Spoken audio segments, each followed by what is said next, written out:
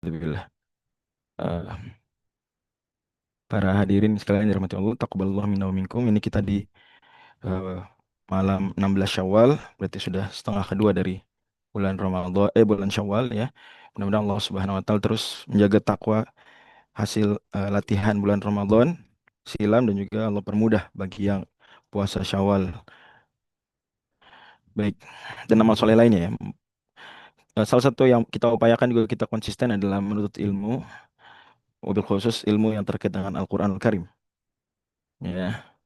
Dan salah satu hal yang berhubungan dengan Al-Quran adalah pembahasan eh, fisika, kimia, biologi itu ya. Itu yang saya maksud dengan dan juga ilmu-ilmu yang menggunakan metode empirik lainnya. Ya. Itu yang saya maksud dengan S besar, sains dengan S besar begitu ya. Bagaimana kalau seandainya kita mendapati kok di Al-Quran ada bahasan yang kayak berhubungan nih. Nah, gitu ya. Nah, ada kecenderungan untuk melakukan cocoklogi, yaitu sebelum sebelum saya definisikan dulu cocoklogi karena kita penting tahu apa definisi dari kata-kata yang saya gunakan selama pengajian kita kali ini. Karena bisa aja ada orang memang cocok tapi ditolak hanya gara-gara dianggap cocok lagi. Lah, emang cocok kok, gitu ya. Gimana lagi emang cocok? Masa kita mengatakan itu cocok dikatakan cocok lagi? Cocok lagi konteksnya negatif ya. Yaitu kenapa? Karena definisinya begini.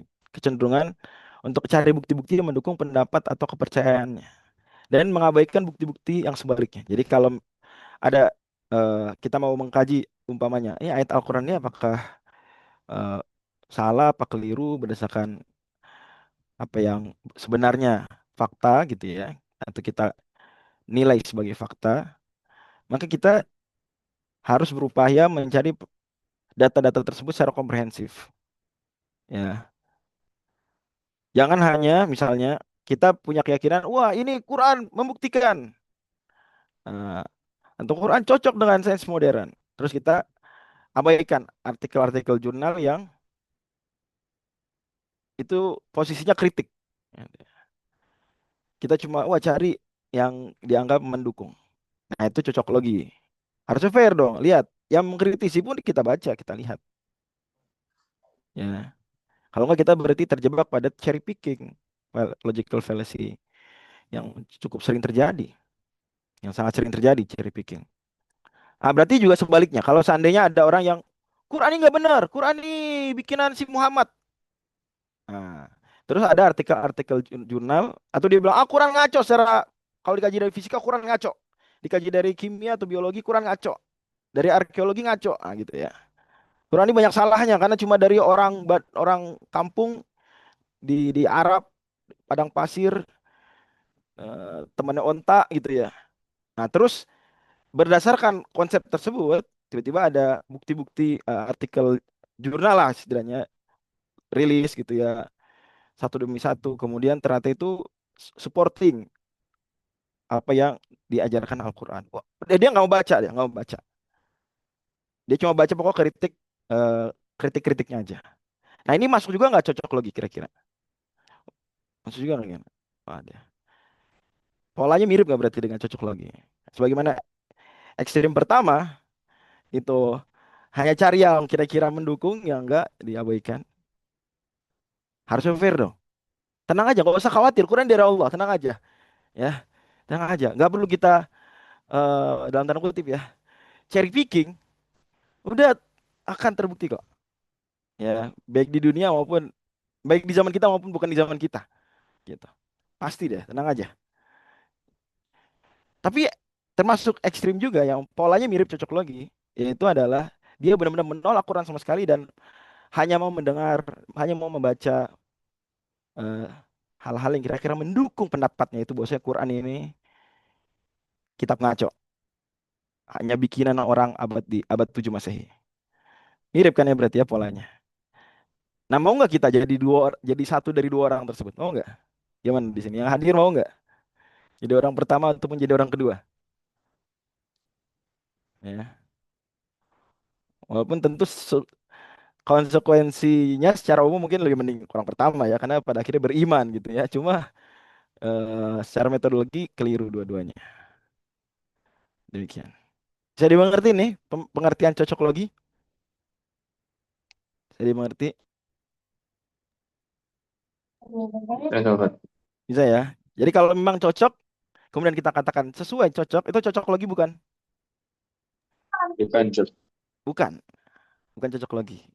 Ingat sekali lagi, kata cocok logi dalam pembahasan kita konteksnya negatif. Jadi ketika kita katakan bukan cocok logi, ya maksudnya bukan yang seperti ini, bukan cherry picking. Ya.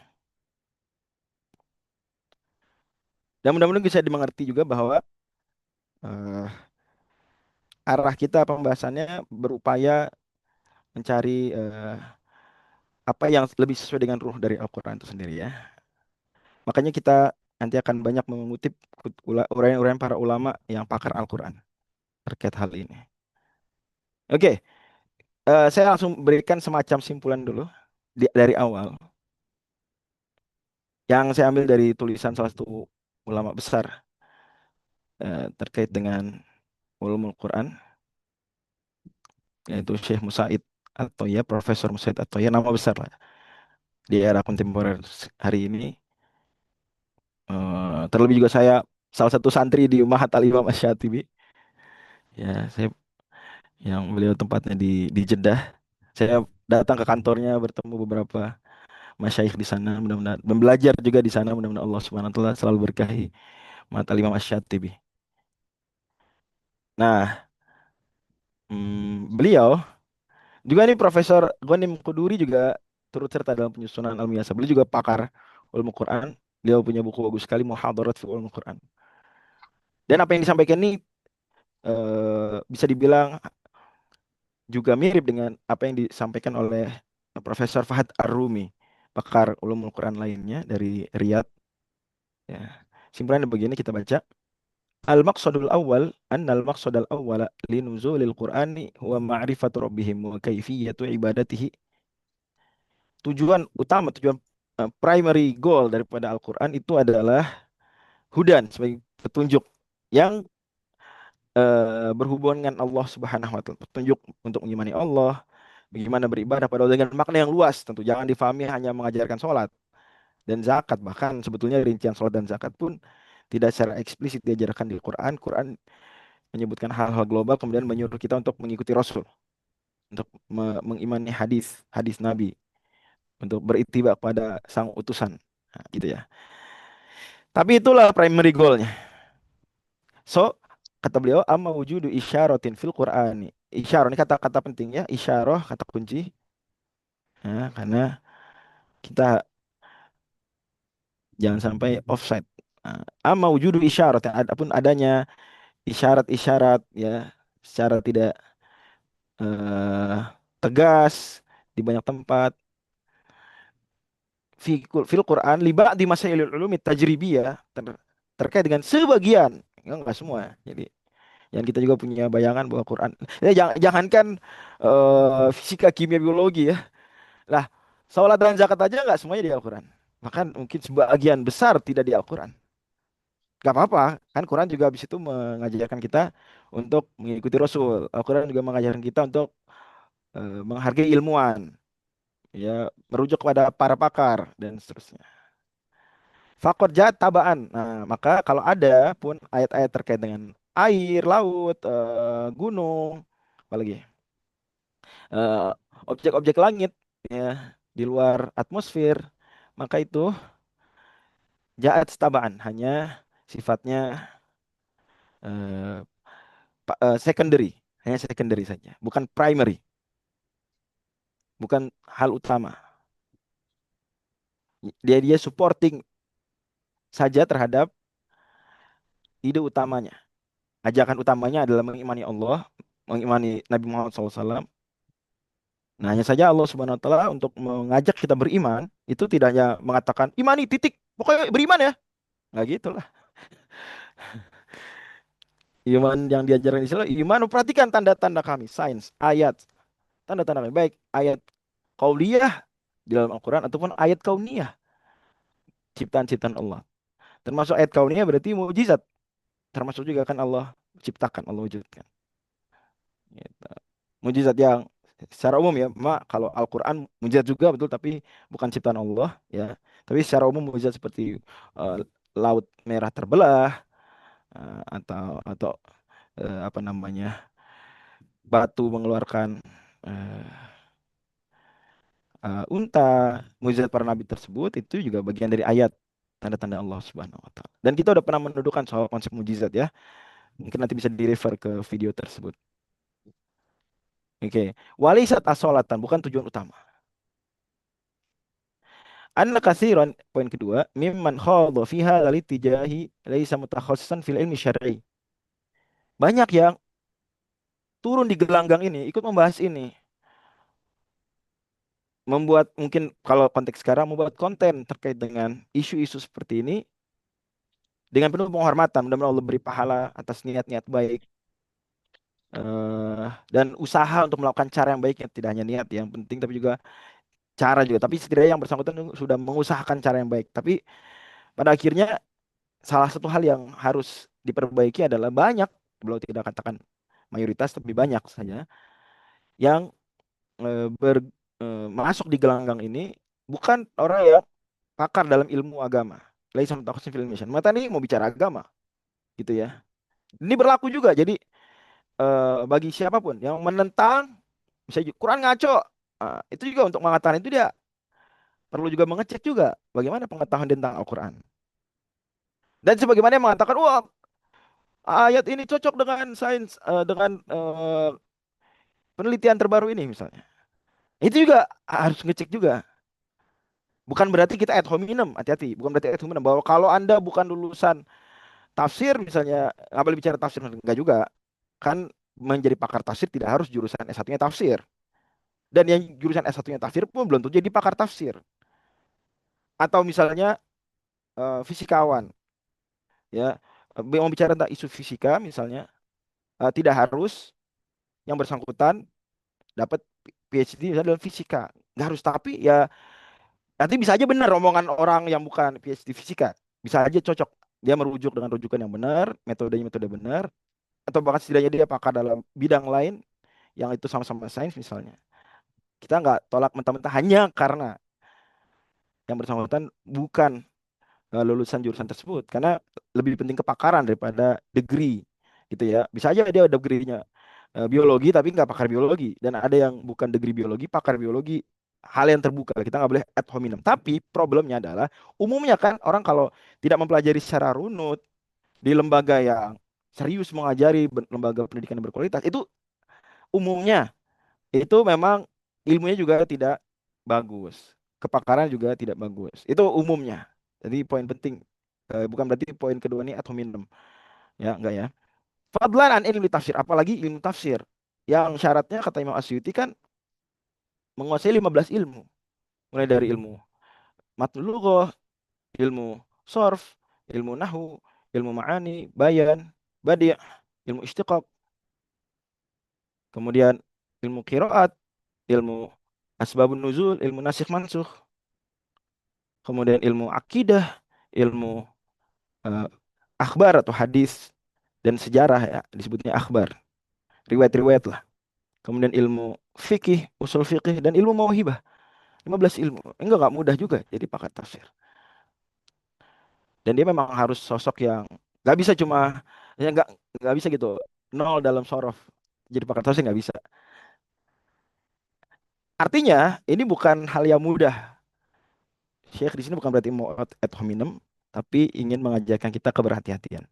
Wabitali adamu itqanihi ar-rabt baina ma'ani ayatil Qur'an wa baina ma yadhharu fil bahthi tajribi mimma nataja anhu muhawalatuhum ta'wila ayatil Qur'an li tatanasaba ma'an nadhariyati wal faradiyatil muqtashafah duna mura'ati mustalahatil lughati wa syariah.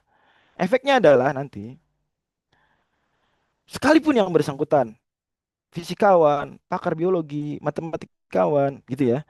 Tapi ketika minim pengetahuan tafsirnya, tidak harus lulus jurusan tafsir, saya ulang lagi ya. Tapi minim pengetahuan tafsirnya, minim ulumul Qur'annya, maka nanti adalah punya problem dalam menghubungkan tersebut. Gampangnya begini, sebelum bicara tafsir ilmi sebenarnya ada juga tafsir-tafsir yang banyak menyinggung Israiliyat. Dan itu ada kemiripan dengan sains. Sama-sama sesuatu yang apa namanya datang seringnya dari pihak eksternal. Ada kemiripan. Israiliyat dan penelitian penelitian sains. Banyak kemiripan. Nah, di antaranya adalah seringnya datang dari unsur eksternal. Nah, tapi apa aja dan kemiripan kedua adalah sama-sama dhonni. Umumnya dhonni. Ada yang beberapa yang qat'i. Makanya kan dibagi tiga oleh para ulama, misalnya Al-Hafidz Ibnu Hajar Al-Asqalani, bahwa kalau datang riwayat dari ahli kitab, maka ada tiga kemungkinan. Nah, itu bisa diterapkan juga dalam pembahasan apa namanya penelitian-penelitian sains. Yang pertama, kalau memang Al-Quran ada yang menyetujui secara eksplisit, maka ya kita turut imani. Misalnya ada Nabi Adam di dalam Taurat, di Al-Quran ada Nabi Adam. Kita percaya, yakin Nabi Adam ada. Kemungkinan kedua, jelas-jelas Al-Quran secara eksplisit menolak. Misalnya dalam sebagian besar riwayat dari ahli kitab itu ada diantaranya ya yang mengatakan Nabi Sulaiman melakukan kemusyrikan, syirik besar. Al-Quran tegas membantah. Wa ma kafara Sulaiman di surat Al-Baqarah ayat 102. Maka kita nggak boleh percaya Israiliyat tersebut. Yang ketiga adalah yang tidak satu dan tidak nomor dua. Dia nomor tiga, yaitu yang tidak nomor satu maksudnya tidak ada ayat Al-Quran yang atau suatu dalam hal dalam ajaran Islam yang tegas menolak, juga tidak ada yang tegas menerima. Tidak nomor satu tegas menerima, tidak nomor dua tegas menolak. Maka kata Nabi SAW, fala tusaddiquhum wa la tukadzibuhum. Ya kalau gitu, jangan dia diimani, dipercayai begitu aja 100%, juga jangan ditolak 100%. Dalam hadis lain, hadis Bukhari, Nabi bersabda sallallahu alaihi wasallam, hadisu an bani Israil wal harus. Tapi kalau cuma mau disampaikan saja, sekadar untuk sesuatu yang sifatnya supporting, mendukung, atau yusta nasubihi, atau isyarah ya, ya barangkali secondary lah, hal-hal yang secondary. Maka itu tidak mengapa. Nah, sebenarnya mirip juga tuh apa namanya terkait dengan isu penelitian sains. Nah, Israeliat aja kalau bukan pakar yang bicara itu banyak problem. Makanya berat bagaimana Masya Allah tabarakallah. Al-Imam Ibnu Hazm itu dalam kitab Al-Fisal itu mengkritisi eh, narasi bahwasanya wah, umur para nabi sekian sekian sekian sehingga manusia pertama itu hanya sekian ribu tahun sebelum Masehi. Nah, sebagian literatur ahli kitab menyebut 4004 tahun sebelum Masehi. Itu Al-Imam Ibnu Hazm itu kritik keras. Ya, dan itu beliau orang-orang Andalus, orang Spanyol, ya, bersinggungan langsung dan bolehlah kita menyebut Ibnu Hazm sebagai kristolog ulung. Beliau bilang ini beliau tolak. Walhal sebagian sejarah Islam itu membawa begitu saja, membawakan urutan tahun-tahun tersebut, kronologi tersebut begitu saja. Argumen Ibnu Hazm lebih kuat. Kata beliau, lah dalam hadis Bukhari Muslim, Nabi bersabda bahwasanya ma'antum fil umam illa kasyaratil bayda fi thawril abyad fi thawril aswad atau kasyaratis sauda fi thawril abyad. Kalian tuh dibanding umat-umat lain, ini umat Islam, umat Nabi Muhammad, dibanding umat lain itu seperti eh, rambut putih di sapi atau ya sapi apa namanya? Kerbau lah, kerbau hitam atau rambut hitam di kerbau putih. Poinnya kata beliau berarti kita tuh umat akhir zaman yang berarti banyak lagi manusia sebelum kita. Itu beliau tegaskan. Poin yang mau saya ambil adalah bahwa dan juga soalan dekatnya akhir zaman gitu ya.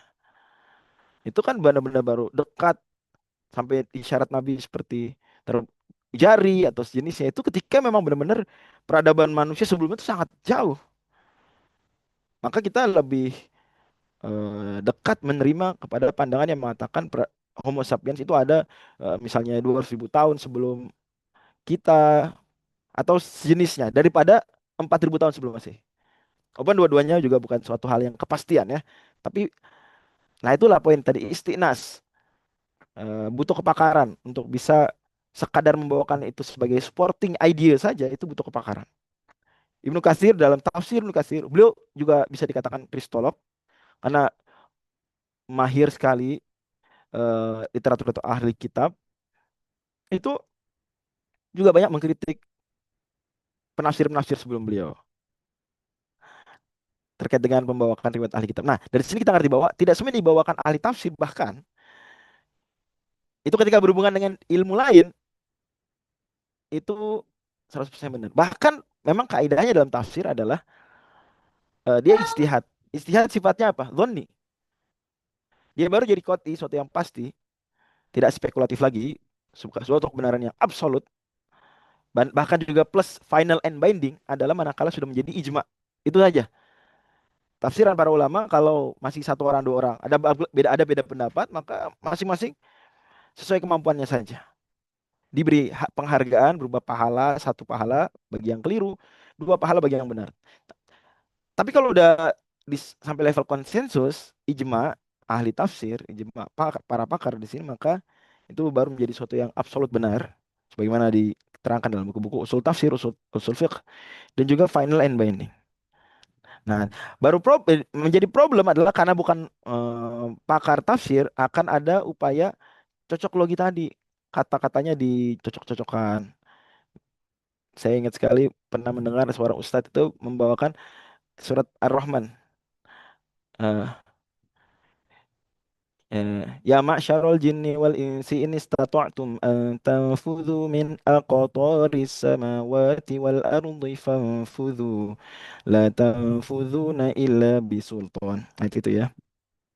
Ayat berapa tuh? Mungkin ada yang bisa cek nomor ayatnya sebelah kiri agak tengah mendekati bawah. Di surah Ar-Rahman ya, halaman kedua dari surat tersebut. Kata Allah Subhanahu wa taala, kalian wahai jin dan manusia sekalian, kalau kalian mampu menembus penjuru langit dan bumi, tembuslah. Kalian tidak akan bisa menembusnya kecuali dengan ilmu sultan. Ada sebagian besar saya dengar langsung itu mengatakan sultan sains dan ilmu pengetahuan gitu. Jadi nggak tahu, mungkin setengah bercanda, cuma poinnya adalah eh kalau kita lihat ayat itu ditafsirkan ulama-ulama lain, itu konteksnya memang konteks hari akhir gitu. Walaupun juga di saat yang sama kita juga jangan sampai juga berlebihan memandang bahwa tidak mungkin menembus atmosfer bumi, itu juga problem lain.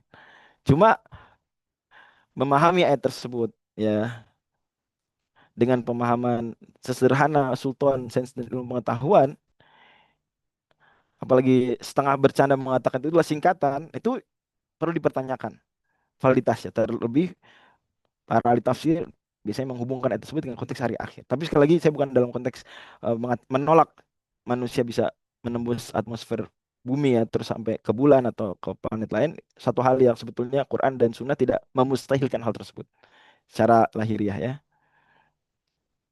Dan ini udah pernah dibahas, nanti mungkin bisa di refer. Pernah satu ketika kayak ada rekaman videonya kalau nggak salah ya tentang manusia ada ke bulan, kita masih belajar Islam gitu. Ada mungkin video saya pernah menyampaikan satu ceramah tentang itu. Oke, lanjut lagi. Jadi takutnya ditawil-tawil. Eh, gitu. Ana ayat tafsirin. Sementara ya takwil yang model-model begini sengaja untuk dicocok-cocokkan dengan sesuatu yang bahkan zonni. Jadi bagaimana Al-Quran yang pasti benar berusaha dicocok-cocokkan dengan sesuatu yang para saintis sendiri katakan ini sifatnya marhali. Marhali itu ya saat ini saja, parada yang berlaku saat ini yang seperti ini.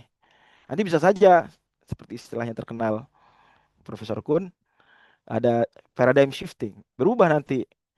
Eh, Sehingga kemudian ada teori yang lebih benar disetujui oleh saintis-saintis di zaman mendatang mengalahkan teori yang sudah mapan sebelumnya. Mungkin, nah berarti kan sains itu nih diakui juga. Maka itulah kritikan kita terhadap kaum saintisis yang seolah-olah apa yang dikatakan sains pasti benar gitu.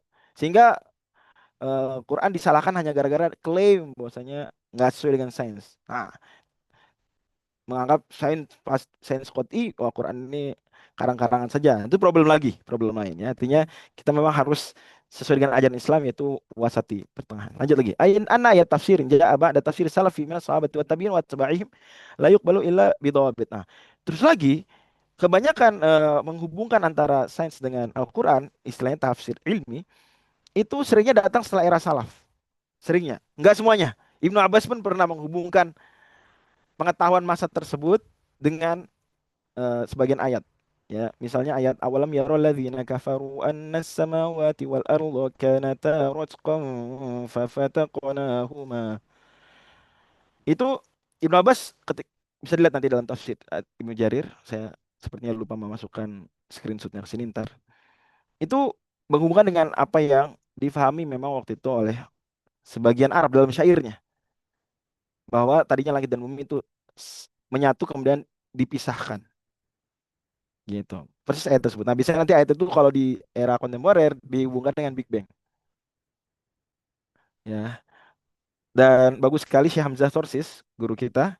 Mudah-mudahan Allah SWT jaga beliau. Beliau mengkritisi narasi sebagian orang ketika menghubungkan ayat itu dengan Big Bang. Bukannya Big Bang nggak punya hubungan dengan ayat itu. Somehow ada. Tapi problemnya adalah menganggap bahwa pengetahuan bahwa langit dan bumi tadinya menyatu kemudian dipisah itu pengetahuan yang murni hanya ada di zaman sekarang, hanya ada di era kontemporer. Sehingga kemudian dianggap wah ini sebagai sesuatu yang bukti bahwa Quran hanya datang dari Allah Subhanahu wa taala karena Nabi Muhammad bagaimana bisa tahu dan seterusnya.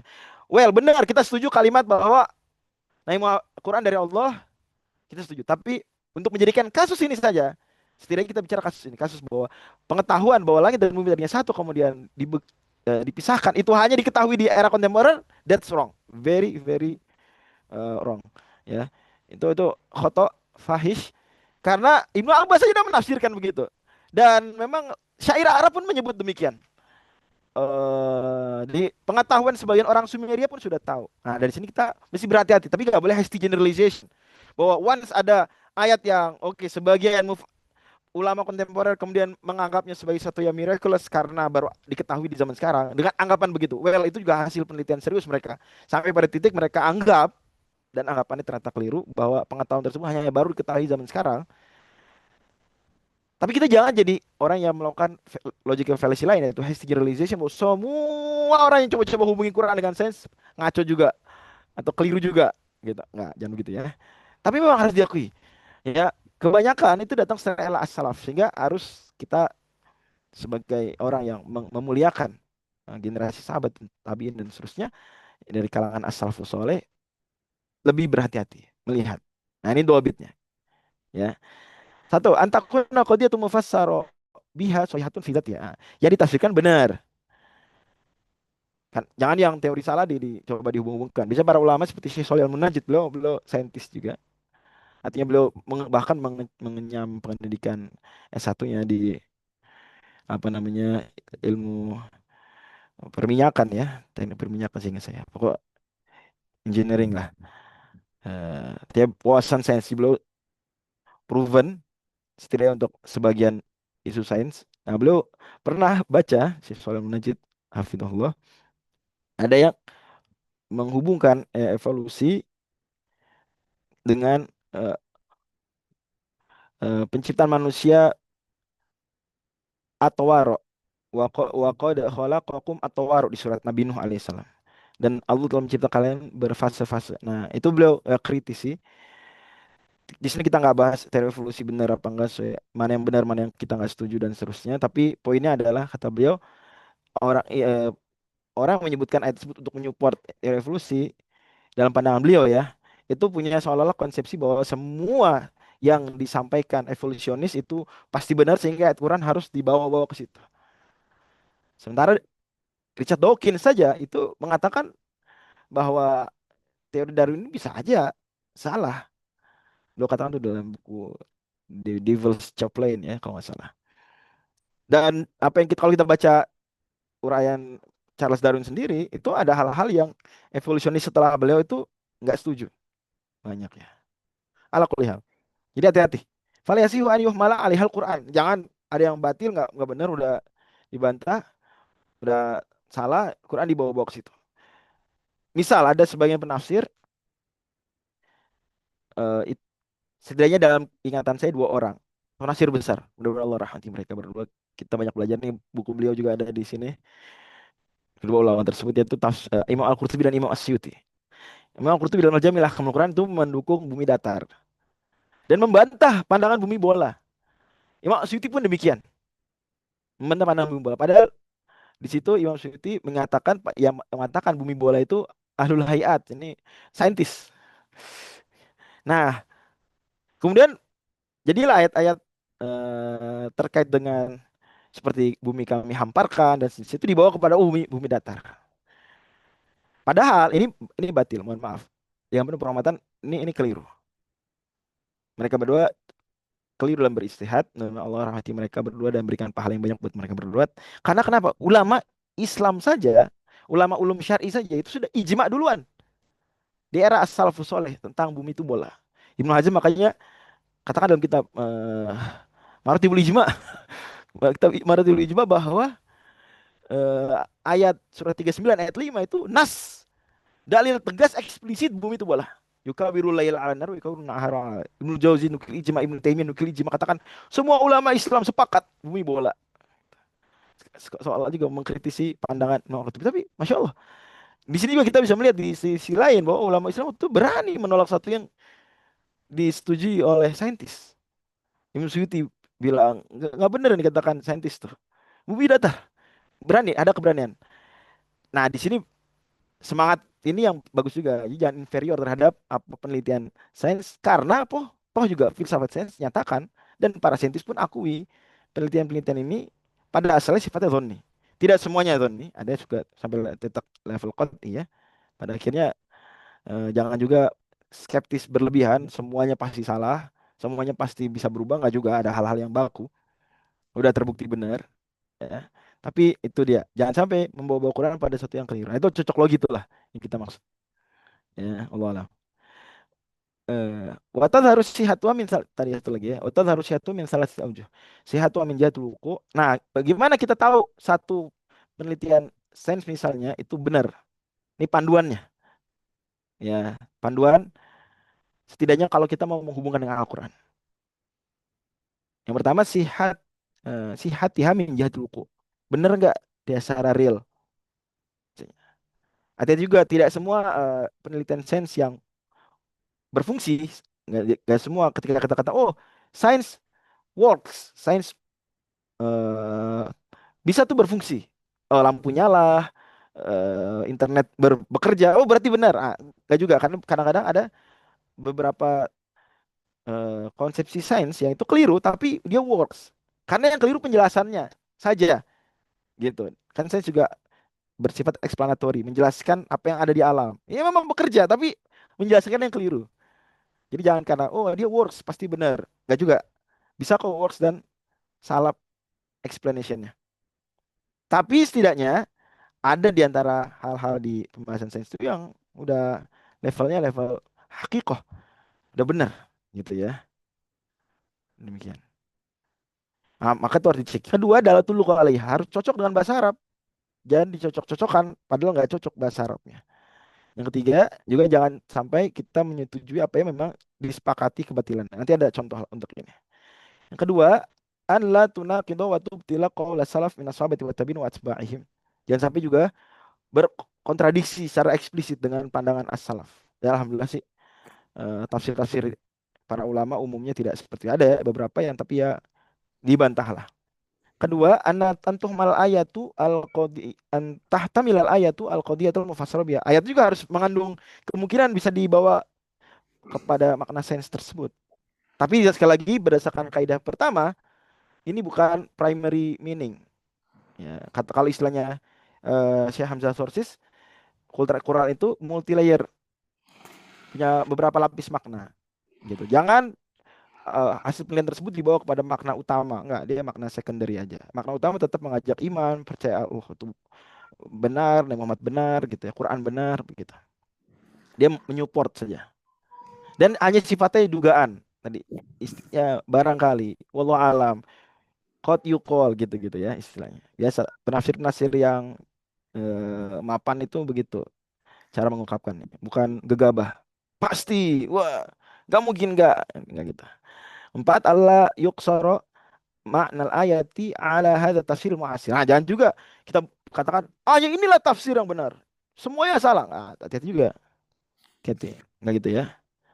Wallahu a'lam. Nah, kemudian nih uraian bagus dari Syekh Ghanim dan Syekh Musaid. Summa innahu inda ta'amuli fil ijazil ilmi tajidu fil haqiqati far'an anil ijazil ghaibi.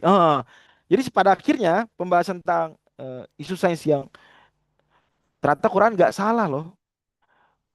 Padahal nggak mudah itu, bisa bisa nggak salah pemilihan kata lintas generasi dengan paradigm science yang udah beberapa kali berubah, dengan di tengah peradaban Arab yang eh, terbelakang waktu itu nggak mudah itulah keajaibannya. Nah, kalau kata Syekh Hamzul Sostis itu masuk ke Iljazul Ghawi juga atau Al-Ijazul Bayani, multi layer meaning tadi itu. Kok bisa kata alaqah misalnya dia dipahami dengan baik oleh orang Arab abad 7 Masehi, dan sampai era kontemporer pun kata alaqah bisa dimaknai lebih kaya lagi dan nggak bertentangan dengan penelitian-penelitian para embriolog gitu. Itu ijaz bayani. Tambah lagi kalau itu hal yang gak diketahui orang, maka itu ijaz ghaibi. Karena ghaib tidak harus benar-benar nggak bisa diindra, bisa nggak bisa diindra di waktu itu. Masa depan itu termasuk ghaib ya, karena nggak bisa diindra di zaman sekarang. Oke, kata Syaikhul Utsaimin, maka selama tidak berlebihan ijaz ilmi tidak diingkari. Tapi kalau berlebihan nggak boleh. Innal mughalata fi isbat ijaz ilmi la tanbaghi. Kenapa? Lian hadhi qad takunu mabniyatan 'ala nadhariyat, karena seringnya didasarkan pada teori-teori. Wan nadhariyat itu takhtalif, teori saling berbeda. Big Bang ada sekian belas model. Contoh, sebagian orang juga memaknai zarrah dengan atom. Itu harus berhati-hati sekali. Problematik bisa-bisa. Eh, Unsur terkecil aja misalnya apa namanya? Al-Jauharul Fard, pembahasan dalam ilmu akidah ya. Al-Jauharul Fard, unsur terkecil ini benda kalau dihancur-hancurin sampai pada titik dia nggak bisa lagi dibagi, Al-Jauharul Fard saja. Itu apa sih? Padanannya dalam fisika itu nggak bisa dipastikan. Karena akan terus akan ada, misal, oh dia atom, atom bisa dibagi lagi, ada bagian lagi bisa lebih kecil. Oh masih bisa lagi, ya terus saja. Sampai mungkin quark, sampai string, apalah gitu. Bisa aja model-model atom mendatang. Kita lihat belajar kimia di SMP SMA aja ada model-model atom Niels Bohr dan kawan-kawannya. Jadi penting, masya Allah. Faidah jangan Quran adalah ala hadhihi nadhuriyah. Kalau kita jadikan Quran menunjukkan kebenaran teori A, teori Niels Bohr, so, ya. Teorinya Nikolaus Kopernikus, misal. Wah, kalimat itu begitu narasinya. Suma tabayyana ba'du anna hadhihi nadhuriyah khata. Kemudian ternyata narasinya atau penelitian Niels Bohr difalsifikasi oleh atau disalahkan oleh peneliti-peneliti setelahnya. Nikolaus Kopernikus bisa begitu juga. Misal atau Newton misalnya dibantah Einstein misal. Nah, terjadinya apa? Simpulan yang mudah dipahami orang berarti Al-Quran ini ngaco dong. Ah, itu karena kita udah membawa Quran menunjukkan makna ini sebagai makna utama. Hati-hati, paling-paling kita maksimal kita katakan sepertinya penelitian itu mendukung, menguatkan, itu aja. Jika ada penelitian ini nggak valid setelahnya, salah, ayatnya tetap kokoh. Gitu ya. Kata beliau makna zalika anna dalam Qur'ani sorot khoti yang wajib masal khoti dan bahaya. Oke, bagus sekali. Tapi kalau kita bawa ke pakar tafsir lain, yaitu Syekh Muhammad Zahra, beliau katakan begini, bahwa kemujizatan Quran itu hal-hal istimewa dari Quran, menunjukkan Quran itu benar dari Allah, bukan dari bikinan Nabi Muhammad, bikinan Arab atau bikinan manusia biasa, adalah ada yang dari sisi bahasa dan ada yang bukan bahasa. Ya. Nah, kalau yang dari sisi bahasa itulah tantangan utama. Kalau yang bukan dari sisi bahasa itu tantangan sekunder. Jadi seolah beliau menengahi kalangan yang sebagian mengatakan ijaz hanya ijaz bayani, yang lain bukan. Ada pandangan begitu. Tapi ketika mengatakan yang lain bukan, itu bukan berarti yang lain nggak istimewa. Yang lain itu dalalat. Itu kita harus paham juga. Kalau kita lihat ada penafsir, ada ulama, masih banyak sampai sekarang ulama yang mengatakan itu. Bahwa kemujizatan Quran hanya ijaz bayani, hanya kebahasaan saja. Terus yang lain-lain gimana? Sejarah, hikmah, hukum gitu ya. Gimana itu? Nah, bukannya dinihilkan, dikatakan salah, tapi dikatakan itu dalalat. Dalail, hanya penguat saja. Tapi kalau yang difahami ulama-ulama sekelas Safarini, Syekhul Islam Ibnu Taimiyah dan lain-lain Asariyah. Udah pernah kita bahas konsep mukjizat Al-Qur'an ya dalam literatur Asariyah. Nanti bisa dilihat rip videonya. Mungkin bisa dibantu juga linknya. Kalau saya sebut video mungkin ada yang tahu linknya bisa dibantu. Itu kita dudukan bahwa yang benar adalah semuanya bisa jadi mukjizat, tapi dengan syarat harus memang udah valid dan kemudian tidak kita pastikan. Karena ijaz artinya mukjizatan sesuatu yang luar biasa nggak bisa dilakukan oleh manusia biasa. Jadi mesti itu dari Allah kayak gitu ya. Itu Syekh Abu Zar itu dengan fair mengatakan bisa kok jadi ijaz, cuma ijaz bukan yang utama, tantangan utama gitu ya. Di antara yang mendukung itu adalah ayat Al-Qur'an sanurim ayatina fil afaqi wa fi anfusihim. Akan kami perlihatkan ayat-ayat kami. Ingat, padahal kata mujizat di literatur akidah itu kalau di Quran adalah ayah ya, tanda, sign. Itu istilahnya Syekh Hamzah Sorsis dan juga Kohdonitan adalah Quran itu bukan book of science tapi book of signs. SIGNS, tanda-tanda ayat ya. Jadi jangan membayangkan Quran harus memuat semua pembahasan fisika, nggak begitu. Sebentar.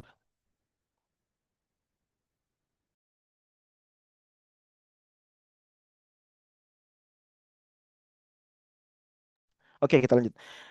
Sanurim ayat yang akan kami perlihatkan ayat-ayat kami. Fil afaq di penjuru alam, wa fi anfusim dan dalam diri. Nah, hatta yatabayyana lahum sampai benar terbukti buat mereka annahu bahwasanya Al-Qur'an itu benar. Inilah dalil bahwasanya bisa Quran dihubungkan dengan sains. Kita nggak boleh menarik garis demarkasi terlalu ketat. Quran ya Quran, sains ya sains. Jangan dihubung-hubungkan. Karena sains itu juga apa namanya empirik, Quran bisa dibuktikan, Quran enggak, cuma diimani saja tidak bisa dibuktikan. Nah, itu problem. Itu bukan konsep imannya orang Islam. Itu paham namanya fideism ya, sekadar percaya saja. Faith without apa argumen. Nggak boleh kok. Kita akidah Islam dibangun di atas argumen, nggak boleh ikut-ikutan saja. Kenapa kamu Muslim? Kenapa kamu percaya Quran benar? Ya kata bapak saya, nggak boleh. Itu dosa, minimal dosa.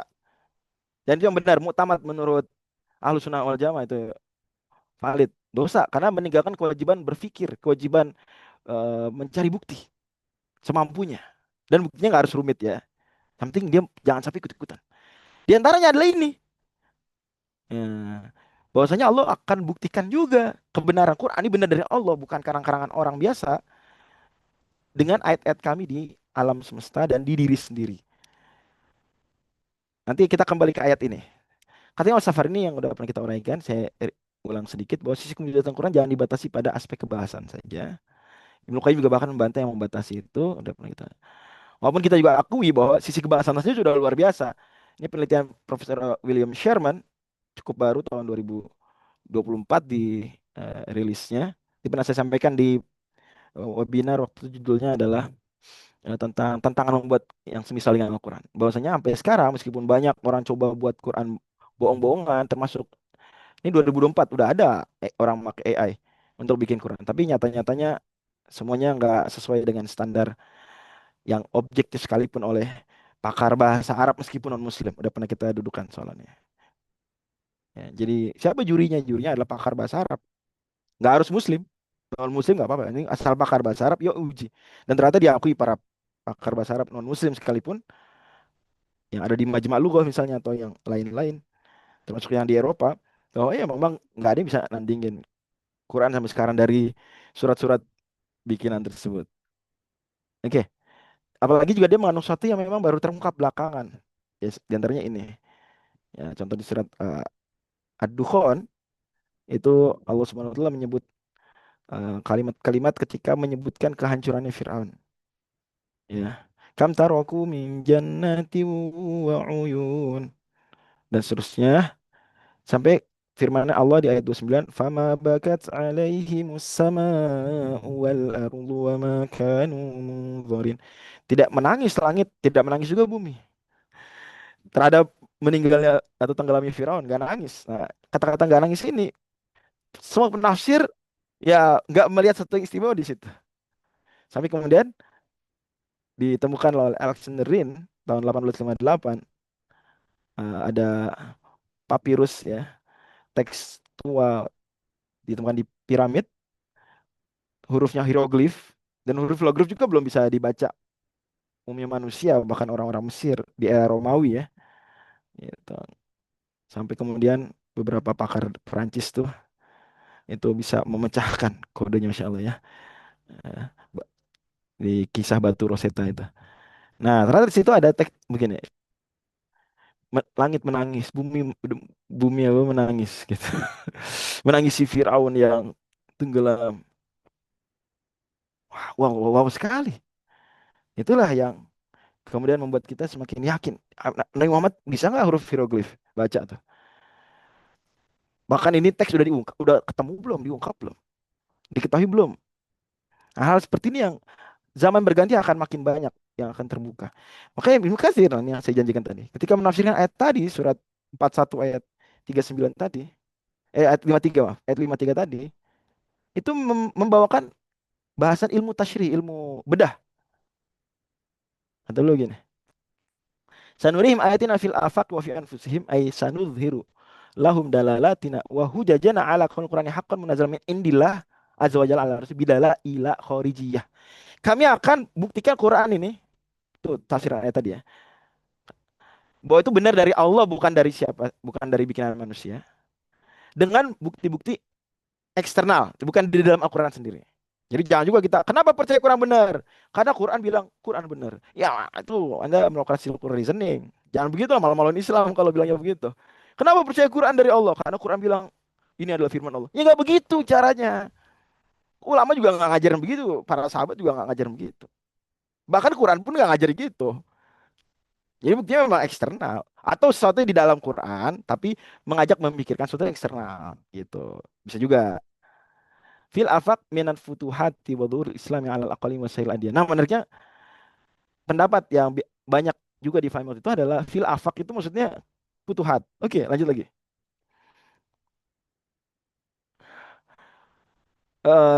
Kemudian menukil tafsir Mujahid dan seterusnya. Wayah tamil. Nah, ini menarik nih.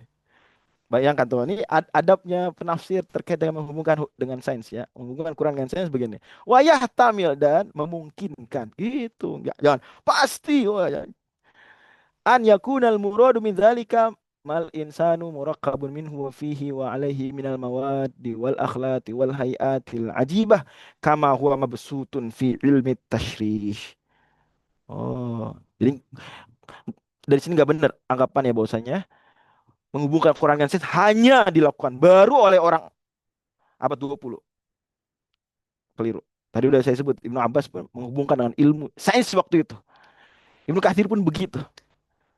Dan Imam Ar-Razi sebelumnya juga begitu. Lain-lain. Ya semua orang sesuai kemampuannya. Ilmu tasyri, ilmu bedah, ya kata beliau, dan memungkinkan juga ayat ini difahami termasuk tanda-tanda Allah fil afaq wa fi anfusihim adalah apa yang luar biasa dari terkait manusia di ilmu bedah. Nggak harus ilmu bedahnya disinggung di Quran detail, nggak harus. Tapi ternyata kalau kita lihat ilmu bedah, masya Allah, tabarakallah, ini mesti ada grand designer yang mendesain kita ini, masya Allah. Itu nambah keimanan. Terbukti lah bahwasanya atur Al-Quran mungkin menyebut beberapa hal terkait ilmu tasyrih, misalnya ada, atau let's say lah pembahasan embriologi, makanya kita oh ternyata bisa loh Quran nggak salah. Nah, selama berabad-abad nggak salah, luar biasa kan. Nah, oke, mungkin ada yang mengatakan Ustaz, apa apa kita bisa bisa bilang bahwa anggapan nggak mungkin Quran itu dibuat oleh manusia karena Nabi Muhammad SAW tidak tahu sama sekali pengetahuan Barat waktu itu, pengetahuan Romawi, Persia, peradaban lain. Orang Arab terkunci dari pengetahuan di masyarakat lain. Itu kalau kita mutlakan 100% nggak tahu itu keliru, karena pada akhirnya Mekah itu juga jalur dagang rihlata syita'i was shaif. Bahkan ada hadis riwayat Abu Dawud dan lain-lain bahwa Nabi SAW itu tadinya sempat mau melarang gila. Mau melarang gila-gila itu sekarang Imam Malik ya. Laki-laki mohon maaf berhubungan seksual dengan istrinya waktu istrinya lagi menyusui. Jadi istrinya baru lahiran, lagi fase menyusui selama 2 tahun misalnya. Nah, kemudian kalau berhubungan seksual di masa tersebut, nah itu namanya gila. Nabi tadinya mau melarang gila. Kemudian Nabi ingat bahwa Romawi dan Persia juga melakukan gila. Tapi anak-anaknya nggak apa-apa tuh. Nah, di sini Masya Allah banyak pelajaran berharga di sini. Yang pertama bahwa eh, Nabi Muhammad SAW itu bisa saja berijtihad. Nah, kemudian apakah ijtihad Nabi jadi syariat tergantung persetujuan Allah. Ya, kalau Allah kemudian tegur dengan berbagai cara menegurnya, bisa tegur langsung, bisa melalui ternyata sahabat-sahabat apa namanya curhatlah ke Nabi. Oh, ternyata nggak cocok Nabi. Kemudian Nabi sendiri yang meralat, itu ijtihadnya berarti nggak jadi syariat. Tapi kalau ternyata di approve, maka itu menjadi syariat ya. Itu ada pembahasan di usul fiqh. Itu yang pertama, bisa ya. Dan dari sini mungkin saja loh kalau seandainya bukan karena bimbingan Allah, Quran itu mengandung kesalahan. Misalnya kita anggap Quran dan hadis itu karang-karang Nabi Muhammad. Wah bisa salah tuh. Karena Nabi sendiri maunya melarang gila. Jadi bisa aja kalau Nabi ngarang-ngarang Quran, ada ayat melarang gila. Ah, repot. Berlalu masa kemudian ya memang pasti salah. Quran bikinan orang biasa. Gila nggak mudorot, ngaco kan? Juga yang ketiga adalah bahwasanya Nabi tahu loh sebagian apa yang ada di peradaban lain. Biasa, walaupun Nabi nggak bisa baca nulis, kan ilmu pengetahuan tentang peradaban lain nggak harus baca nulis, bisa juga dengan mendengar. Walaupun memang ini juga penting, nggak bisa detail kalau apa yang didengar nggak bisa sedetail apa yang dibaca. Ya, kita tahu lah kalau sekadar mendengar saja membuat orang jadi pakar tanpa membaca, ya kita lihat kenyataan nggak begitu kok. Pakar-pakar itu mereka bacanya luar biasa. Al-Jahiz kutip nyatakan dalam Kitabul Hayawan bahwa para pakar tuh bacanya bisa berkali-kali lipat dari apa yang mereka omongkan, dari apa yang mereka tulis. Begitu ya, real. Jadi kalau kita katakan Nabi gak tahu sama sekali itu salah.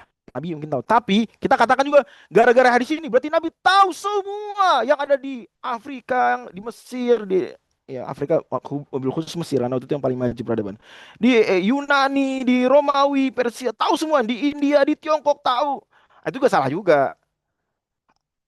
Tapi kan maka pusat apa namanya jalur perdagangan ya tapi nggak semuanya orang pedagang omongin, nggak semua. Ya tadi yang di Papyrus ini emang pedagang ngomongin ini. Kan gitu. Setidaknya jangan juga melakukan hasty generalization. Hanya gara-gara satu kejadian ini, Nabi tahu semua. Enggak. Maka ada ayat nanti makun ta'lamu anta wala qaumuka min qabli hadza. Terada ayat di surat Nabi Hud alaihissalam ya. Pintar kita ke situ.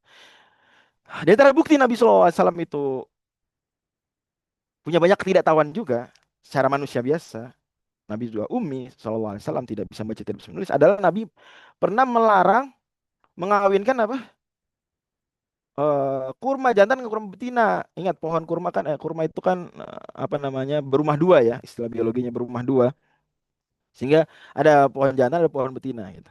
Nah, pengawinannya kan macam-macam bisa anemogami dengan angin atau dengan hewan, dengan manusia usaha. Nah, orang Arab itu banyak melakukan dengan manusia dikawinin gitu ya dengan mekanisme sedemikian rupa lah. Mereka manjat-manjat. Nabi nggak enak ngeliat mereka manjat-manjat kesian banget kalian. Maka Nabi bilang, udah deh biarin aja deh ntar juga oh, ini lahir sendiri apa namanya berbuah sendiri. Ternyata gagal panen atau panennya sangat nggak maksimal. Mereka curhat ke Nabi, kemudian Nabi akui bahwa itu memang istihad dan mengatakan antum a'lamu bi amri dunyakum. Kalau urusan istihad ya kita ini sama-sama manusia. Bedanya saya diberi wahyu. Kalau wahyu baru itu bukan dari saya. Allah yang lebih tahu. Nah, di sini bukti bahwa kalau saya Quran karang-karang Muhammad dan Muhammad bisa aja melakukan kesalahan. Sangat mungkin, lihat, coba lihat. Kalau kita katakan Muhammad tahu semua sains waktu itu, enggak juga nih. Tapi nggak tahu. Jelas ya. Jadi harus kita memang kasus per kasus. Gak bisa gara-gara satu kasus kita katakan Nabi nggak tahu sama sekali di peradaban lain. Atau gara-gara kasus tadi Nabi tahu semua apa yang di peradaban lain. Dua-duanya klaim eh, apa ya terlalu terlalu gegabah atau kurang kurang tepat, kurang akurat. Juga misalnya contohnya. Bahkan apa yang di peradabannya juga belum tentu benar. Itu poin penting lagi. Apa gara-gara ada, oh udah ini udah dibahas sama Yunani, terus pasti benar. Banyak kok kalau kita belajar filsafat yang ditulis kaum falasifah Islamiyin, itu kan banyak nukilan-nukilan dari Plato, ya Aristoteles, Plato dan sejenisnya. Di kitab Bidayatul Hikmah misalnya contoh. Itu sesuatu yang bagi falasifah waktu itu, bagi pakar-pakar ilmu alam waktu itu musalam biha. Oh, acceptable, diterima. Hari ini kita kalau baca, kita tahu kayak ini dongeng-dongeng aja omongan Aristoteles begitu, omongan Plato begitu. Salah, salah, nggak benar. Sains modern membantah itu semua. Kira-kira begitu. Tapi waktu itu, sampai bahkan era-era abad pertengahan, sebelum Renaissance, itu masih dianggap hal benar-benar aja. Bahkan sebagian buku tafsir pun menyebutkan itu. Bahwa langit tujuh adalah langit pertama itu berisikan bulan, langit kedua berisikan kira-kira urutan itu. Nanti langit ketujuh itu berisikan Saturnus. Well, hari ini siapa yang berani mengatakan itu? Itu ada di buku-buku tafsir. Tapi di zaman mereka itulah apa yang difahami sebagai kebenaran. Sains waktu itu, kebenaran saintifik. Makanya kita nggak boleh menjadi saintisis, mendewakan apa yang dikatakan saintis hari ini. Karena sesuai dengan apa yang dikatakan para filsuf sains dan saintis sendiri, bahwa dia bisa difalsifikasi, dia bisa berubah paradigmnya, dan seterusnya dan seterusnya. Dan tidak semua juga yang dikatakan saintis itu saintifik, itu juga hal lain penting. Nah, ini misalnya nih Yahudi mengatakan, dan itu orang Arab terima bahwa kalau setidaknya orang Madinah, Arab Madinah dan sekitarnya, kalau berhubungan seksual, mohon maaf, dari belakang, posisi istri, mohon maaf ya, akramakumullah, membelakangi suami dalam hubungan seksual, nanti anaknya akan juling matanya. Orang-orang Madinah mempercayai itu. Bahkan dalam sebagian Talmud tuh ada ayat berhubungan dengan ini, mendukung ini. Tapi eh, ternyata Quran membantah. Tapi membantahnya masih elegan ya, nggak menjelaskan oh nggak begitu, tapi hanya mengatakan kalimat yang bagus. Penuh etika lah Quran ketika membahas isu-isu seperti ini. Nisa'ukum harthul lakum fatu harthakum anna syi'tum. Silakan datangi istri kalian bagaimanapun kalian mau. Ini hukum asalnya boleh kalau nggak dilarang syariat. Syariat nggak melarang posisi berhubungan seksual seperti tadi. So boleh. Gitu. Dan akhirnya para sahabat lebih percaya Quran daripada pengetahuan sains yang waktu itu mereka terima dari Yahudi yang memang lebih well educated. Contoh lain misalnya, ini bahkan sampai era Ibnu Hajar, masih di Ibnu Hajar Al-Asqalani, wafat 852 Hijriah. Itu masih diakui sebagai pandangan umum pakar-pakar ilmu tasyri, ilmu bedah, pakar biologi lah bahas kita hari ini, pakar ilmu-ilmu terkait itu. Bahwa kalau terjadi mohon maaf pembuahan, itu mani laki-laki nggak punya pengaruh terhadap anak. Itu pandangan waktu itu. Dan itu apa namanya disebutkan juga oleh sebagian dokter Islam, tabib atibah Islamiyin waktu itu sebutkan, karena itu satu hal yang eh, para dokter-dokter apa namanya Yunani itu sebutkan, dan penelitian waktu itu belum jelas bagi mereka itu keliru. Tapi di hadis Allah Nabi sebutkan bahwa laki-laki air mani, mohon maaf ya, laki-laki itu punya pengaruh terhadap anak. Mungkin bahasa sekarang kita dia mengandung gen gimana gitu ya, dan seterusnya, dan seterusnya. Nah, kata Ibnu Hajar begini. Wa zama katsir min ahli tasyrih anna man rajuli la athara lahu fil walad. Banyak dari pakar ilmu bedah bertahan sama itu. Dan itu teori yang yang populer sekali. Kalau kita telusuri literatur kedokteran Arab, kedokteran Yunani, Romawi waktu itu. Bahwasanya mani laki-laki itu nggak punya pengaruh terhadap anak. Anak nanti jadi kayak gimana karakternya. Illa fi akhdi, cuma dia jadi anak aja. Wa nau innama yatakawun min damil haid, dan bahwasanya dia tersusun dari darah haid. Itu pandangan, bahkan sebagian ulama Islam tuh mengamini, karena mereka ya itulah ilmu pengetahuan waktu itu, bahwa anak itu dari darah haid gitu ya. Dan ini kemudian masuk ke pembahasan apakah darah haid itu diminum sama anak bayi di perut apa enggak ya, padahal itu udah abad 9 Hijriah. Abad 9 Hijriah berarti kan udah abad 16 Masehi, masih pandangannya begitu, termasuk di ke luar Arab juga. Wa hadisul bab, dan hadis-hadis di bab ini dalam Sahih Bukhari tubtilu dzalik, membatalkan itu. Ya, Masya Allah. Dan ini bukti bahwasanya para ulama itu memang punya keberanian. Kalau memang penelitian sains itu nggak cocok dengan Quran dalam mana mereka, nggak usah Quran dicocok logikan dengan sains, nggak usah. Ya udah, kita kalau belum tahu bagaimana menjawabnya, ya Allah alam aja. Nggak apa-apa kok, nggak harus juga bisa jawab semuanya. Tapi cocok-cocok lagi itu takawul, takutnya ala Allah azza wajal, ngarang-ngarang atas nama Allah. Setidaknya bahkan Quran itu sampai sekarang ya, semua klaim Quran salah secara sains itu bisa dijawab. Alhamdulillah. Bahkan dengan jawaban yang nggak maksa kok. Standar. Misalnya apa sih yang sering orang bawakan? Oh, Quran bilang matahari tenggelam di dalam laut. Hanya gara-gara ayat di surat Al-Kahfi. Wajadaha taghu fi 'ainin hami'atin wa wajada 'indaha qauma. Bahwasanya Dzulqarnain wajadaha taghrubu fi 'ainin hami'ah. Melihat, mendapati matahari tenggelam di air yang panas.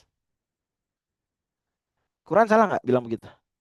Banyak loh orang sekarang ketika mengkritik Quran menyebutkan ini contoh Quran ngaco secara sains. Masa matahari dibilang tenggelam di dalam laut? Salah nggak Quran? Nah, wajadaha taghrubu fi 'ainin hami'ah. Zulkarnain mendapati matahari tenggelam di air yang panas. Ini banyak penafsir sebut itu laut hitam. Gimana? Salah nggak Quran? Harusnya enggak sih. Enggak. Harusnya enggak. Yang bilang enggak, jangan. Bener sih harusnya enggak ya itu pasti benar. Tapi memang enggak, karena Allah bilang wajadaha. Apa wajadah artinya? Zulkarnain Melihat. mendapatinya. Memang kalau kita lihat ya gitu, kita senang lihat sunset di tepi pantai, senang. Karena kita melihat matahari tenggelam di, let's say, laut gitu. Tapi kan kita yakin tuh nggak tenggelam bener-bener. Salah, wajah dah, nggak salah gitu. Misalnya gitu ya, jadi hati-hati. Nah, alhamdulillahnya enggak. Karena Allah juga firman kan, afala tadabburun Quran, ini tadabbur penting. Walau kan min ghairilah, kalau itu Quran bukan dari Allah, la wajadu fihi ikhtilafan katsira, akan banyak ketidakcocokan, pertentangan, gak cuma dengan sesama ayatnya, tapi juga dengan sesuatu yang memang benar di luar Quran. Nah, kita nggak boleh bilang kalau Allah berkehendak bisa kok satu tambah satu tiga. Enggak, jangan. Mohon maaf, ada sebagian ahli ilmu terkenal mengatakan itu di Indonesia. Kita sampaikan dengan baik-baik kepada beliau. Enggak, itu keliru, nggak bisa. Hal yang memang dia logically impossible, Quran nggak ngajari kita untuk mempercayai itu. Oke, jadi itu luar biasa, masya Allah. Maka buku buku bagus ya ditulis oleh Syekh Sami Amil ya, membawakan membandingkan. Itu bukan objek kajian kita kali ini, walaupun mungkin akan beberapa kali tadi termention ya. Bisa nanti mungkin saya dengan Ustadz Wisnu nanti bisa mungkin kita collab tentang isu ini, membandingkan bahwa Quran nggak mengandung kesalahan terkait dengan sains ini apa yang dikandung oleh literatur-literatur ahli kitab waktu itu. Itu luar biasa. Nggak salah aja tuh udah satu keistimewaan lain. Kalau istilahnya Syekh Hamzah Sorsis, dia multi layer. Jadi kata-kata itu masya Allah. Orang waktu itu nggak menganggap salah, setelahnya makin maju sains juga nggak berubah. Malahan makin kaya. Alaqah mungkin yang difahami cuma kayak segumpal darah waktu itu, memang dia darah seperti segumpal darah, banyak darahnya. Dan difahami oh alam sekarang sesuatu yang menggantung, menggelantung, setelah kemajuan mungkin mengecek isi perut ibu hamil, apa namanya, perempuan, valid juga. Terus terus makin maju makin, kata-katanya seperti apa ya, seperti apa ya, ambigu, tapi ambigu yang benar gitu, bisa difahami A B C dan dua-duanya benar. Jadi orang Arab waktu itu nggak menganggap sesuatu yang aneh, dan orang abad 21 pun nggak melihat itu sebagai sesuatu yang salah. Itu sendiri udah bagian dari luar biasa. Makanya hal-hal seperti masuk juga ke ijaz bayani, ke pembahasan Quran. Nah, saya kutip dari Dr. Mun'im Siri ya, yang saya pun pernah bertemu langsung Dr. Mun'im Siri ya, dan kita mungkin biasanya akrab dengan nama ini ketika kita membicarakan tanggapan-tanggapan bagus dari Syekh Muhammad Nuruddin LCM Hafidhullah ya, terkait tulisan-tulisan Dr. Mun'im Siri. Nah, tapi ada satu kalimat penting dari Dr. Mun'im Siri yang mengatakan bahwa makin maju kajian orientalis eh, terkait dengan Al-Quran ini bukan dari Muhammad tapi dari mana ya? Nah, kan gitu ya. Itu kajian besarnya orientalis diantaranya itu. Quran bukan dari Allah. Oke, terus dari mana? Ada yang bilang dari Muhammad. Oke, tapi kan Muhammad begini begini begini. Oke, ya udah dari sahabat-sahabatnya, sahabatnya sama juga begini begini kira-kira. Pak. Walaupun bisa baca tapi begini begini. Oke, dari orang dari era Utsman bin Affan. Terus aja gitu terus. Adalah banyak oh dari Alkitab, oh dari ini kan banyak teori. Pokoknya intinya simpulan akhirnya Quran bukan dari Allah. Kan gitu. Nah, tuh makin maju tuh kajian itu. Mungkin buku yang sangat bagus kalau kita mau lihat kemajuan terkininya adalah buku Quran and Bible karya eh, Profesor Gabriel Reynolds ya. Beliau juga YouTuber terkenal ya, jadi bisa kita dan aktif sekali diskusi membuat konten, bisa dilihat lah uraian-uraian beliau terkait itu. Nah tapi kata Dr. Menim Siri justru makin maju kajian tersebut, lama makin sulit kita bayangkan Quran ini dari si Muhammad atau Quran ini bukan dari Allah, makin sulit gitu ya. Jadi notwithstanding the informed and sophisticated arguments on both sides, the task to trace the original source or sources of the Quran proved to be more complicated than it looked. Makin makin kayaknya wah, untuk bisa bikin Quran nih mesti bisa bahasa ini, mesti bisa bahasa ini, mesti pernah mungkin me- membaca literatur bahasa hieroglif, mesti ah, makin rumit malah. Ini makin dibuat skenario. Ya, kalau meminjam istilahnya Syekh Qadi. Kita kalau punya dua skenario, Quran dari manusia dengan Quran dari Allah, itu lebih susah kalau kita buat skenario Quran dari manusia. Itu Anda nyusahin diri sendiri. Ya. Dan itu mirip seperti dan kalau kita bilang Quran dari Allah itu jauh lebih mudah dan itu benar. Dan dia ngomong benar ya, cuma juga sederhana dan benar. Ya. Kalau Quran dari manusia itu udah salah, rumit juga makin lama makin aduh ya, akan kembali ke kesimpulan yang kedua, Quran dari Allah. Ya, kalau istilah sains kita sains itu di sains itu mencari best explanation, penjelasan terbaik. Well, mana yang better explanation dari dua tadi? Quran dari Allah. Gitu ya. Nah, dari surat Hud ayat 49 Allah firmankan tilka min amba'il ghaibi nuhiha ilaik. Itu semua adalah di antara berita gaib. Ingat tadi gaib mencakup pembahasan berhubungan dengan fisika, kimia, biologi, arkeologi dan sejenisnya yang itu waktu itu not accessible buat Nabi Muhammad SAW. Itu termasuk gaib juga ya. Ma kunta ta'lamuha anta wala qaumuka min qabli hadza. Yang kami wahyukan kepadamu, kau nggak tahu. Kaum kamu pun nggak tahu sebelum kami turunkan. Tasbir, sabar aja kalau ada yang jelek-jelekin, nyala-nyalain, sabar aja. Innal aqibata lil muttaqin. Nanti ujungnya juga yang akan berbahagia orang-orang bertakwa. Jadi kalau ada yang nyala-nyalain, ah kurang ngaco nih, apaan begini. Sabar aja. Mungkin kita belum tahu aja jawabannya. Terus, terus, terus. Kemajukan pengetahuan. Jadi Quran tuh ngajak justru kita, yuk majukan pengetahuan. Makanya saya motivasi nih yang hadir di sini kalau masih ada umur, ambillah degree dalam sains, ambil. Banyak kok kampus swasta yang nggak batasin umur untuk kuliah. Ambil jurusan teknik apa, ambil jurusan ilmu murni, fisika, kimia, matematik banyak yang buka kampus. Ambil kalau punya kesempatan. Yuk kita sama-sama, Anda masih punya kapasitas yang dalam tanda kutip kosong di otak mungkin masih bisa dipakai untuk belajar sesuatu yang baru. Ayo, majukan. Jangan berhenti pada, wah, sudah cukup belajar pengajian aja. Islam justru motivasi kita kembangkan ilmu-ilmu umum juga. Ayo, beneran. Siap nggak nih kira-kira? Ada yang siap nggak? Tertarik nggak setelah ini ambil kuliah lagi? Kalau memang dulunya bukan jurusan fisika, ambil fisika. Ambil kimia, ambil bisa. Mudah-mudahan Allah kasih rezeki, kasih waktu ya. Yuk kita kembangkan. Punya anak juga, jangan semua masukin pesantren. Yang kemudian orientasinya semua harus jadi ahli tafsir, ahli fikih. Kayaknya nggak gitu yang diajarkan para ulama dulu. Ya, banyak juga ulama anaknya nggak jadi ulama. Sengaja, baik bukan karena gagal jadi ulama, enggak, sengaja. Karena ilmu luas. Yuk kita ajak motivasi anak kita jadi dokter, anak kita jadi fisikawan ulung, anak kita jadi astronom. Ayo. Nah nanti pun pada akhirnya maslahat untuk Islam. Kaum muslimin bisa misalnya berhadapan dengan Zionis, bisa menang perang karena maju sainsnya. Kan gitu. Ketika negosiasi, kalau kita senjatanya canggih-canggih kan negosiasinya bisa lebih menekan. Itu udah ketika apa namanya berhubungan dengan negosiasi ekonomi misalnya, tarif, pajak dan sejenisnya. Kalau kita maju, teknologinya daya tawar lebih tinggi. Pada akhirnya masalah juga buat Islam kok kemajuan di berbagai ilmu pengetahuan tersebut. Bahkan Imam Ghazali punya kalimat besar yang harus kita pikirkan baik-baik. Jangan-jangan kita sekarang tuh terledo dalam hal ini. Kata beliau, semua ilmu-ilmu nih yang beliau sebut ilmu-ilmu apa yang kita sebut fisika, kimia hari ini tuh ya. Itu ilmu-ilmu yang fardu kifayah hukumnya. Which is benar. Ulama lain juga setuju. Tapi kalimat kedua beliau nih, yang kalimat besar sekali. Dan menjadi penting juga umat Islam mesti menjadi yang terbaik di semua bidang tersebut. Terbaik dalam tafsir, berarti terbaik juga dalam fisika. Nah, kalau kita lihat sekarang hari ini ya mohon maaf, kita mungkin lebih sering melakukan cocok logi daripada jadi fisikawan betulan. Jangan berhenti di situ. Oke, bolehlah ada ayat-ayat kita bahas fisika. Jadi itu motivasi para fisikawan biar riset fisikanya makin maju gitu harusnya. Ya. Oke, wallahu a'lam bishawab. Saya tutup dengan kesimpulan beberapa kalimat ini yaitu yang pertama jangan bermudah-mudahan klaim tafsir saintifik, apalagi klaim kemujizatan Quran. Jangan bermudah-mudahan.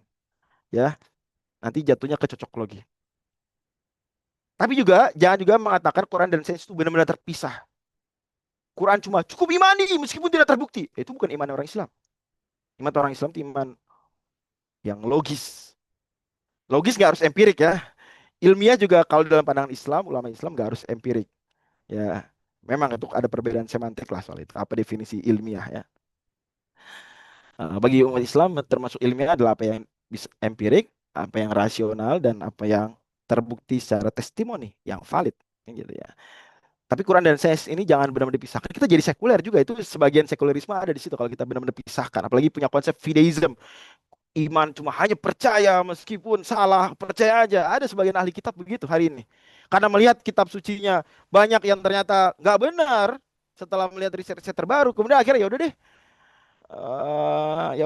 ya udah ya kita percaya aja meskipun kelihatannya gak cocok sama sains. Ya sains sendiri dunia berbeda dengan kitab suci. Bagi umat Islam enggak. Prinsipnya Quran dari Allah, sains itu juga bagian dari ayat kauniyah. Ketika memang benar, maka nggak mungkin bertentangan. Ini mirip lah apa yang diuraikan Ibnu Taimiyah dalam Darut Ta'arud bainal akal wa nakal mustahil. Akal dan nakal, dalil akli dan nakal itu berkontradiksi mustahil. Kalau kelihatan berkontradiksi, salah satunya yang keliru. Hadisnya doif, ayatnya salah ditafsiri, penelitiannya belum valid, dan seterusnya. Tiga, Quran itu bukan book of sciences, tapi Quran book of science. Jangan salah ejaan ya, science, tanda-tanda, sign. Yaitu ayat. Sehingga dia jangan, wah katanya Quran mengandung mana pembahasan ini kok embriologi cuma segitu aja nggak lebih jauh lagi. Emang bukan buku sains mbak, bukan buku sains mas. Tapi dia sendiri memberikan kode-kode dan nggak pernah salah. Quran tidak mengandung kesalahan. Quran ketika sedikit-sedikit ada bersinggungan membahas gunung, nggak salah bicara gunung. Bicara tentang laut, nggak salah tentang laut. Bicara planet, nggak salah tentang planet. Wallahualam bisawab. Mungkin waktu yang tersisa kita bisa manfaatkan untuk diskusi.